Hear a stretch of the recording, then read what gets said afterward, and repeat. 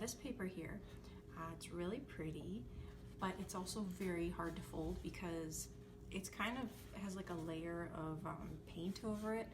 So when you try to fold it, it tends to crack. And so I found a way that makes it easier to fold this type of paper and it keeps it from cracking. And I'll show you guys that in a little bit, okay?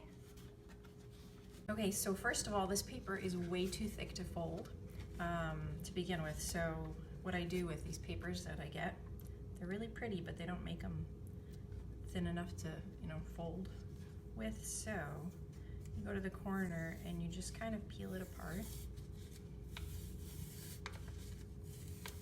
And this makes it a lot easier to work with because it's not as thick.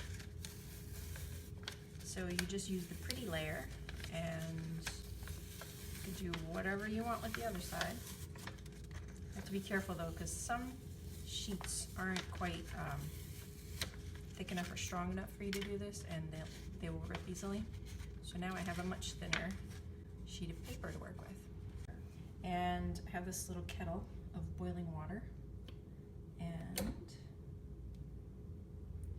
I use the steam from here to keep the paper from cracking. And you have to be careful because, you know, depending on the paper, it can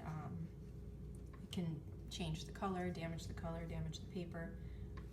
So you might want to test that first. But yesterday I was folding a little paper crane out of this paper, and the whole front of the crane like split open because the air is just way too dry in the winter.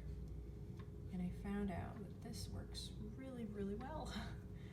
So now the paper is like kind of soft and damp, and the steam is very hot. And when you fold it, you have to make sure the creases are getting enough of that moisture. And you have a flawless crane. Check it out. You don't see any of the white showing through. Perfect. Here's the little crane I folded yesterday, and as you can see, when I folded it, the front of the body right there, it just split open. See, there's another spot.